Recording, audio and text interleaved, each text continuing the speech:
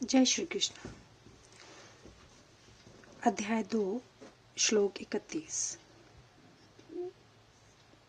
अनुवाद।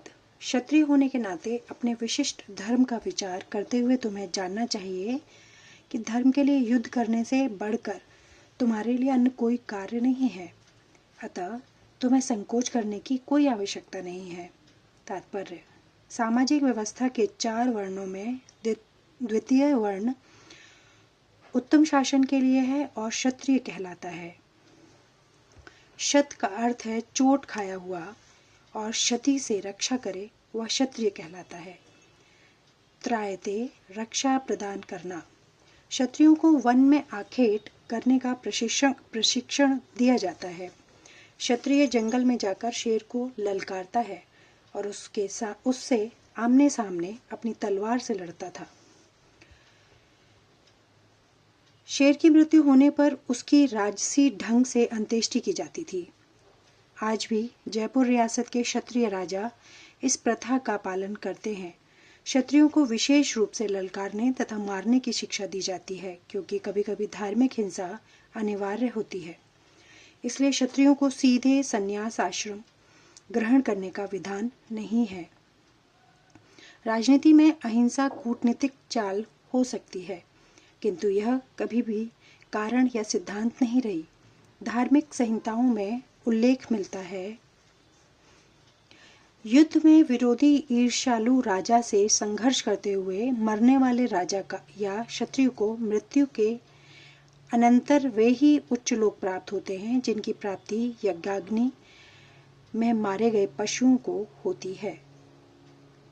अतः धर्म के लिए युद्ध भूमि में वध करना तथा याज्ञिक अग्नि के लिए पशुओं का वध करना हिंसा कार्य नहीं माना जाता, क्योंकि इसमें निहित धर्म के कारण प्रत्येक व्यक्ति को लाभ पहुंचता है और यज्ञ में बलि दिए गए पशु को एक स्वरूप से दूसरे में बिना विकास प्रक्रिया के ही तुरंत मनुष्य का शरीर प्राप्त हो जाता है। इसी तरह युद्धभूमि में मारे गए क्षत्रिय यज्ञ संपन्न करने वाले ब्राह्मणों को प्राप्त होने वाले स्वर्ग लोक में जाते हैं। स्वधर्म 2 प्रकार का होता है। जब एक मनुष्य मुक्त नहीं हो जाता, तब तक मुक्ति प्राप्त करने के लिए धर्म के अनुसार शरीर विशेष के कर्तव्य करने होते हैं। जब वह मुक्त हो जाता है तो उसका विशेष कर्तव्य या स्वधर्म आध्यात्मिक हो जाता है और देहात्म बुद्धि में नहीं रहता। जब तक देहात्म बुद्धि है, तब तक ब्राह्मणों तथा क्षत्रियों के लिए स्वधर्म पालन अनिवार्य होता है। स्वधर्म का विधान भगवान द्वारा होता है, जिसका स्पष्टीकरण 4th अध्याय में किया जाएगा। शारीरिक स्तर पर स्वधर्म को वर्णाश्रम धर्म अथवा आध्यात्मिक बोध का प्रथम सोपान कहते हैं। वर्णाश्रम धर्म अर्थात प्राप्त शरीर के विशिष्ट गुणों पर आधारित स्वधर्म की अवस्था से मानवीय सभ्यता का शुभारंभ होता है।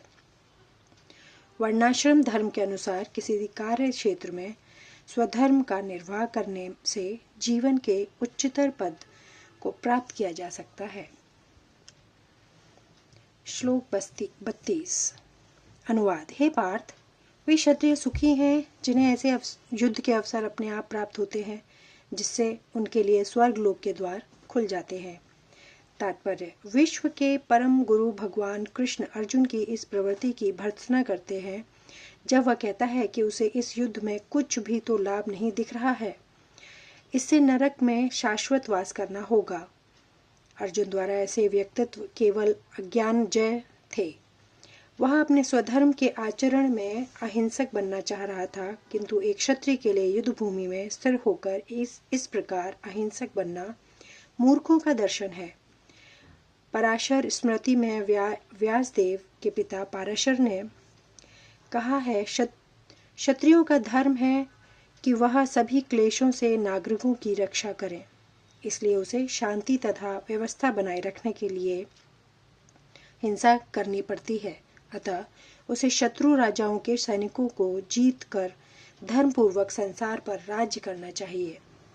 यदि सभी पक्षों पर विचार करें तो अर्जुन को युद्ध से विमुख होने का कोई कारण नहीं था। यदि वह शत्रुओं को जीतता है तो राजभोग करेगा, और यदि वह युद्ध भूमि में मरता है तो स्वर्ग को जाएगा, जिसके द्वार उसके लिए खुले हुए हैं। युद्ध करने से उसे दोनों ही तरह लाभ होगा। श्लोक 33 अनुवाद। किंतु यदि तुम युद्ध करने के स्वधर्म को संपन्न नहीं करते तो तुम्हें निश्चित रूप से अपने कर्तव्य की उपेक्षा करने का पाप लगेगा। तुम योद्धा के रूप में भी अपना यश खो दोगे।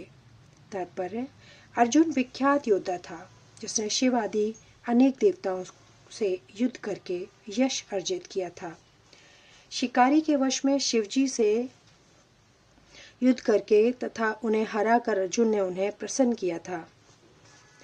शिकारी के वेश में शिवजी से युद्ध करके तथा उन्हें हराकर अर्जुन ने उन्हें प्रसन्न किया था और वर के रूप में पाशुपतास्त्र प्राप्त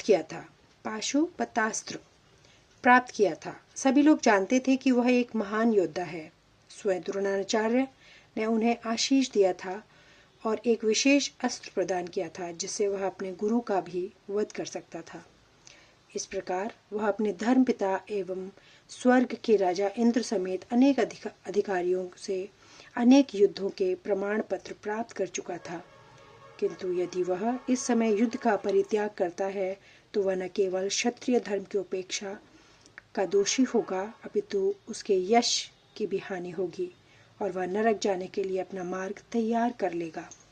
दूसरे शब्दों में, वह युद्ध करने से नहीं अपितु युद्ध से पलायन करने के कारण नरक का भागी होगा। श्लोक 34 अनुवाद।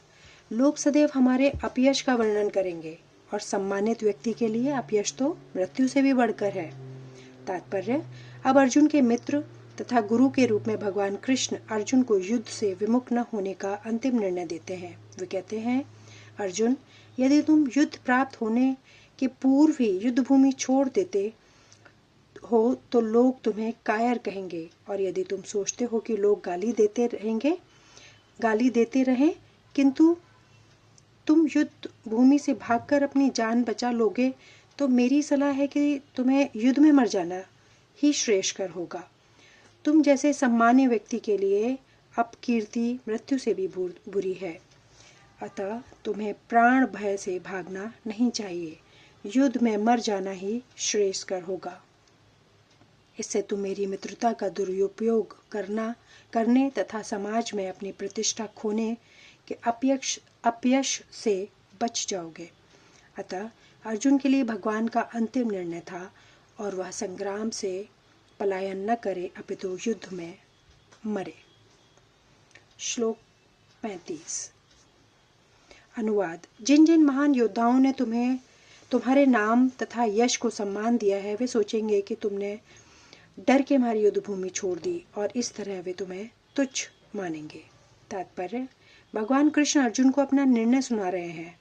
तुम यह मत सोचो कि दुर्योधन, कर्ण तथा अन्य समकालीन महारथी यह सोचेंगे कि तुमने अपने भाइयों तथा पितामह पर दया करके युद्ध भूमि छोड़ी है। वे तो यही सोचेंगे कि तुमने अपने प्राणों के भय से युद्ध भूमि छोड़ी है। इस प्रकार उसकी दृष्टि में तुम्हारे प्रति जो सम्मान है वह धूल में मिल जाएगा। श्लोक 36 के आगे का वर्णन अगले वीडियो में। धन्यवाद। जय श्री कृष्ण।